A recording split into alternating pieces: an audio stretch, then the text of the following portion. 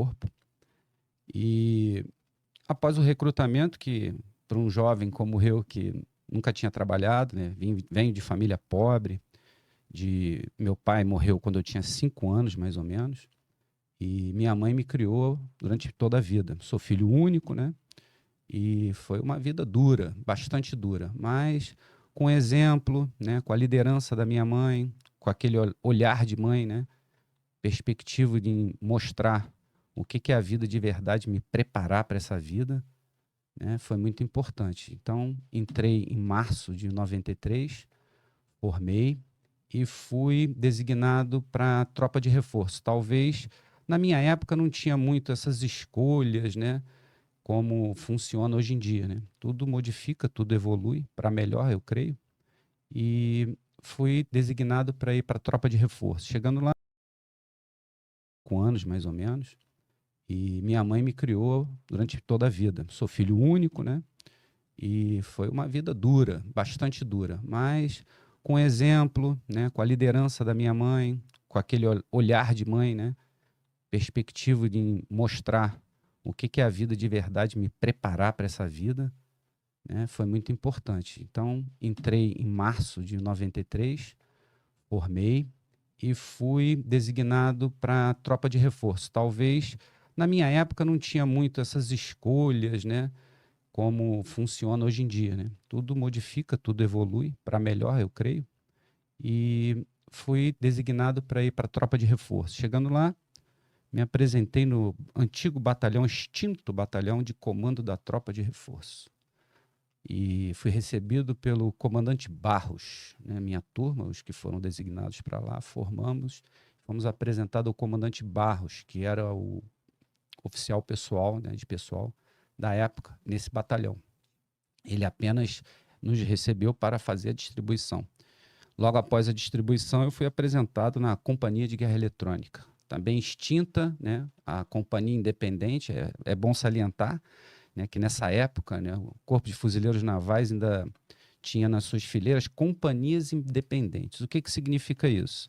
Eram companhias com status de OM.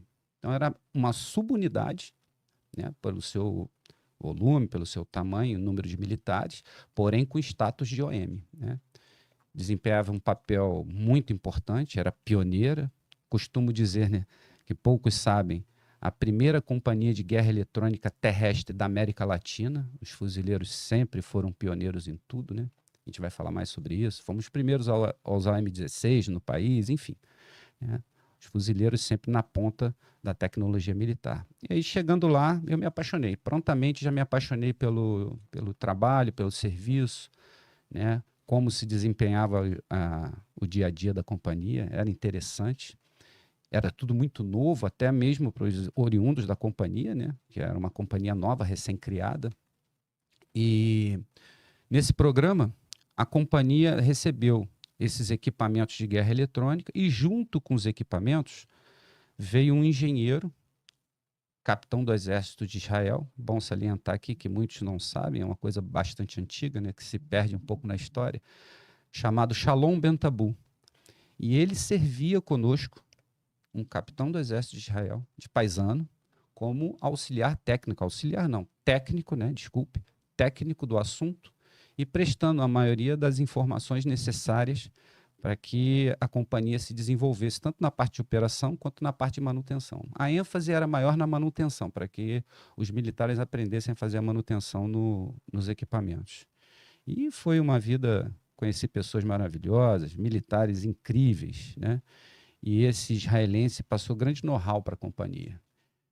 Eu vi a importância nas operações Dragão, né, a importância da companhia de guerra eletrônica. Hoje em dia, né, se fala muito em guerra eletrônica por causa das guerras que estão em pauta, mas eu venho desde 1993 lendo, estudando e vendo, né, o desenrolar desse nicho dentro do meio militar.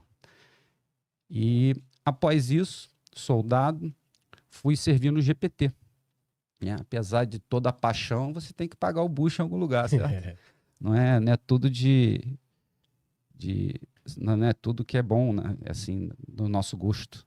Mas só voltando um pouco, você tinha algum parente militar? O que despertou essa vontade aí de se tornar um fuzileiro? Bacana a pergunta. Eu sempre fui apaixonado por militarismo, né? Desde criança.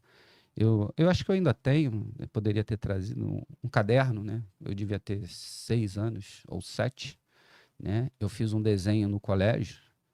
O que que você quer ser? Aí eu botei um cara assim, num navio segurando uma arma e escrito, né, com aquelas letras de criança: eu quero ser um homem do mar.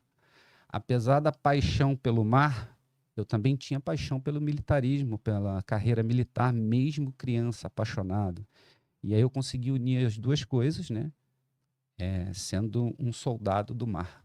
E aí procurei a Marinha e o Corpo de Fuzileiros Navais. Já desde criança já passava na rua, sabia diferenciar por causa das fardas. E aí eu vi uma farda um pouco característica que eu desconhecia o que que era um fuzileiro, né, do NOT, antigo núcleo de trânsito ali do Distrito Naval, né, controlando o trânsito ali naquela área do distrito. Hoje em dia está tudo reformado, Museu da Manhã, mas não tinha nada daquilo.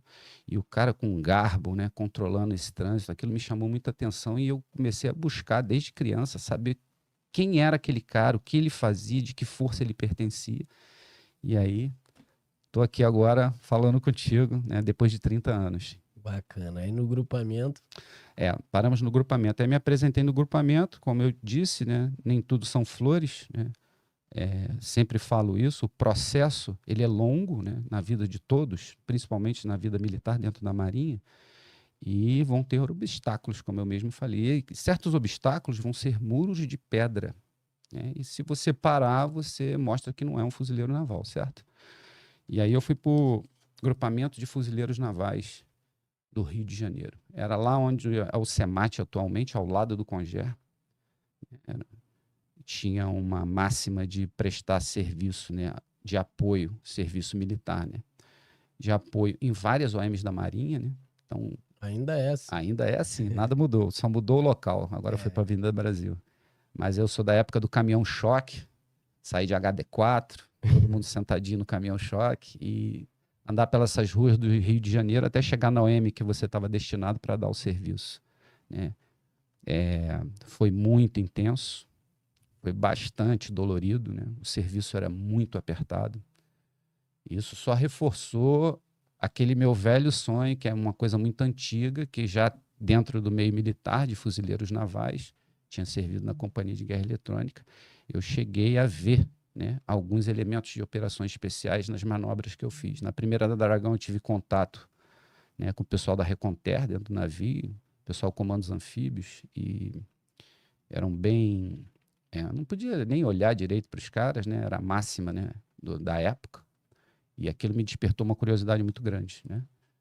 E durante o período, né, do grupamento, fazendo meu trabalho da melhor maneira possível, sempre esmerado, sempre militarizado, correspondendo a tudo que era pedido, eu já tinha em mente que eu ia verter para esse campo, né?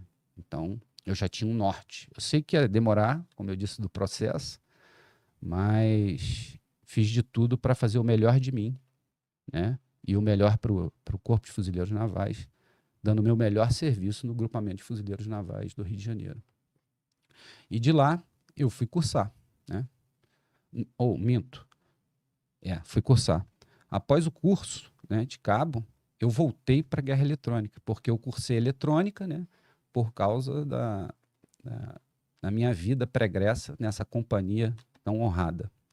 Cursei eletrônica, voltei, já eram outros tempos, né? Já tinham passado alguns anos, tinha melhorado muita coisa, instalações, enfim. E a quantidade de conhecimento aumentou pela responsabilidade, né, de ganhar uma divisa a mais, né? Eu era cabo, não era mais soldado, tinha uma especialidade, a qual eu cursei. Eu fui a primeira turma de eletrônica, né, do CIASC. Antigamente, os fuzileiros cursavam eletrônica com os marujos no CIA. Muitos reclamam, outros apoiam, enfim. Isso não cabe a gente ponderar, e sim pegar o que se tem e fazer o melhor possível. E o CIASC abrigou o primeiro curso de eletrônica na época que eu cursei para cabo, em 1997. Foi um curso muito bom. O fuzileiro é diferenciado na sua formação, né? Isso é importante dizer. Eu acho que a gente ainda vai falar mais sobre isso, mas